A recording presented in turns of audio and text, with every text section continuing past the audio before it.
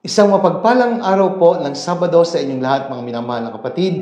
Ngayon po ang huling araw sa buwan ng Setyembre at pinagdiriwang po ang pagunita kay San Jeronimo, isang pantas ng simbahan, at siya po ang responsable sa pagsasalin ng Biblia mula sa Hebreo at Griego patungo sa wikang Latin.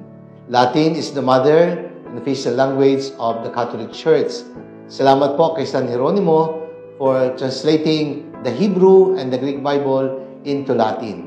At siya po nagsabing, ignorance of the Bible is ignorance of Christ. At ngayon po, araw ng Sabado, ika-25 linggo sa karaniwang panahon, at kapistahan nga po, pagunta kay San Jeronimo, pinagdiriwang po ng isa sa mga kasama namin sa Kristan dito sa kumbento, ang kanyang ika-13 kaarawan, na walang iba po, kundi si Francis Victor Zorilla Fresco, ang aming minamahal na si Kiko. Kaya Kiko, happy 13th birthday! Marami pong may birthday ngayong September. Kahapon po si Sister Gelly Ponce at noong pong September 28 ay si Marvin Dagli, aming secretary. At kahapon din po ay birthday po ni Ate Nini Valencia at maraming paripad na nagdiwang ng kanyang mga kaarawan. Kaya mga kapatid, pagbati po sa lahat ng mga may kaarawan ngayon, sa mga deboto ni San Antonio ng Padua, mga viewers, followers, and supporters of the Daily Gospel Reflection, sa aming mga binamahal na benefactors. Maraming salamat po sa inyong walang sawang pagtulong. Ipagdasal po natin ang isa't isa. At welcome po sa ating Daily Gospel Reflection. Sama-sama po nating pagninilayan ang mga salita ng Diyos mula sa mabuting balita para sa araw na ito.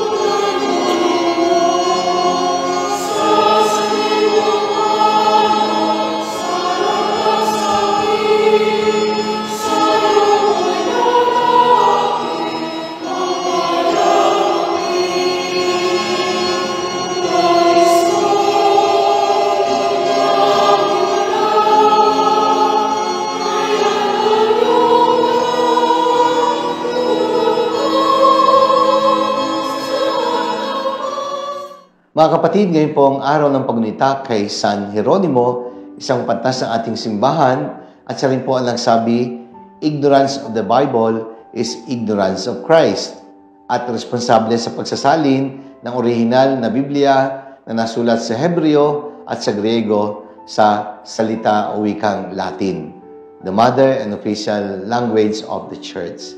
Pagdinilayan po natin ngayon ang Ebanghelyo ayon kay San Lucas. Mula po sa ikasyam na kabanata, mga talata 43 hanggang 45. Ang title po ng aking pagdinilay ay nagsasabing, huwag matakot, huwag mahiyang magtanong. Sa ating Ebanghelyo, sinabi ni Jesus sa kanyang mga alagad, ang anak ng tao ay ipagkakanulo.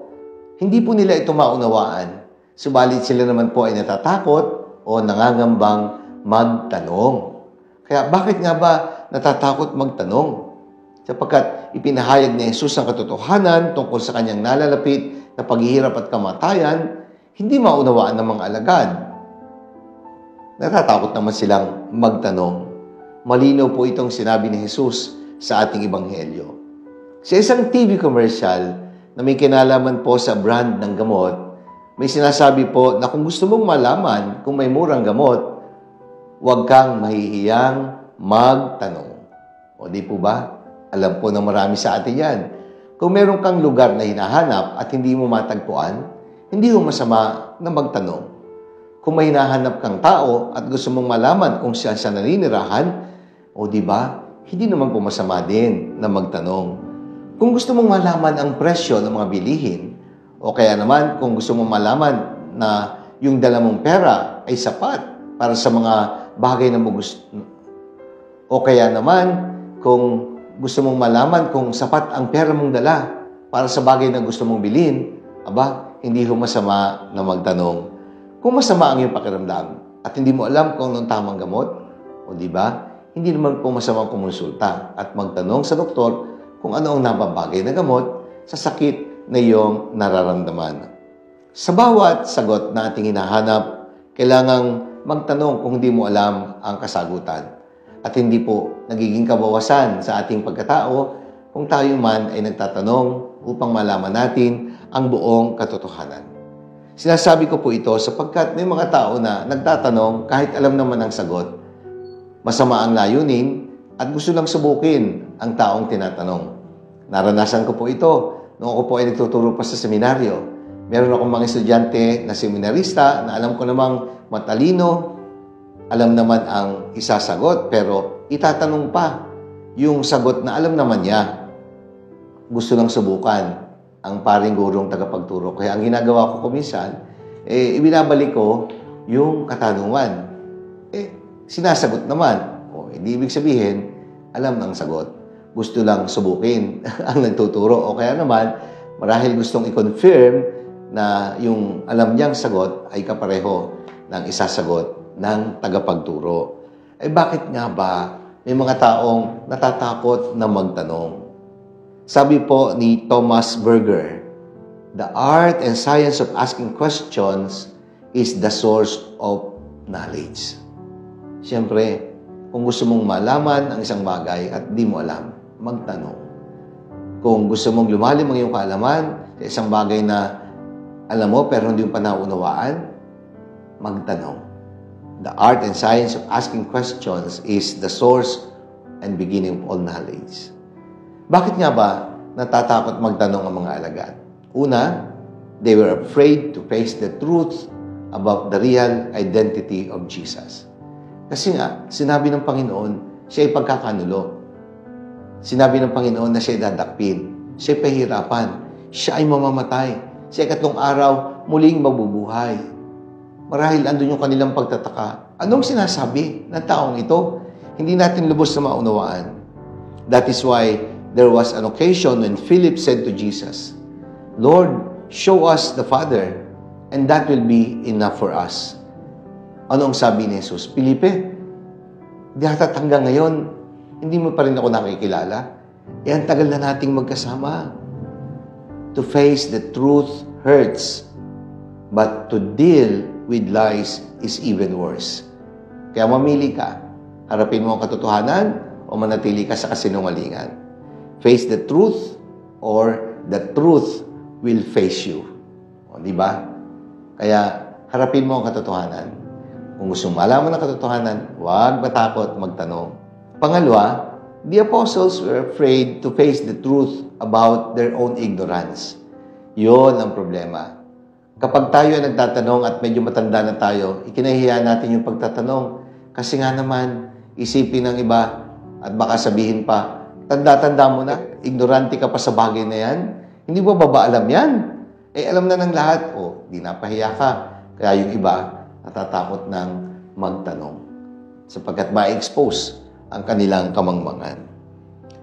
It is better to face the truth, no matter how uncomfortable it can be, than to continue cuddling a lie.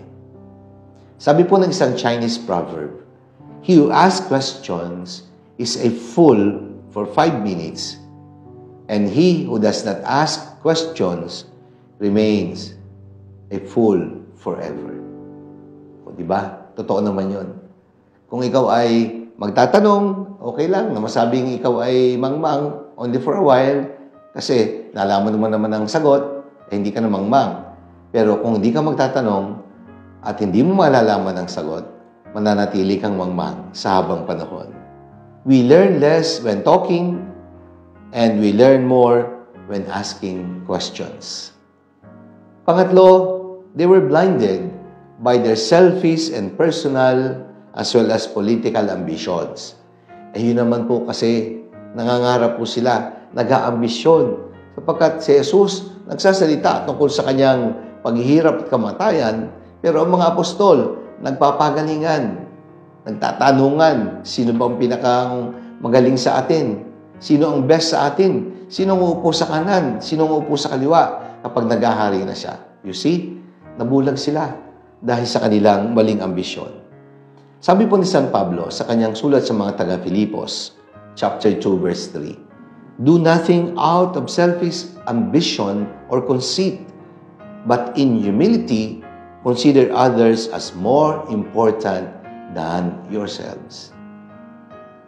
Sabi po ni C.J. Mahaney, individuals motivated by self-interest, self-indulgence, and a false sense of self-sufficiency pursue selfish ambition for the purpose of self-glorification. Yan po ang nangyari sa mga alagad. Self-gratification, self-glorification. Ang gusto po nila, iangat ang kanilang sarili. Binulag ng ambisyon. Kaya ayun, hindi nila mailapit kay Jesus sa kanilang tanong tungkol sa katotohanan. Bagamat totoo na ang sinabi ng Panginoon, pero denial pa rin sila na para bang, nagbibiro lang yan. Kaya nga, kapag binulag tayo ng ating mga ambisyon, sigurado, hindi natin malalaman ang katotohanan. Kaya mga kapatid, huwag matakot magtanong. Lalo tigit sa mga bagay na talaga namang hindi natin alam o lubos na naunawaan. Manalangin tayo.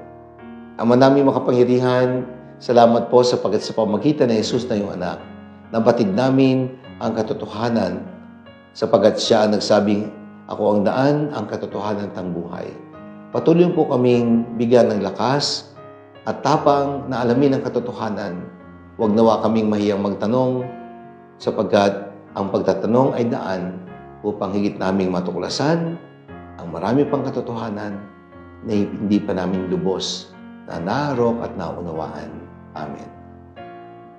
Maraming salamat po mga minamahal kong kapatid. Sana po nagustuhan niyo at nakatulong ang ating pagninilay sa araw na ito.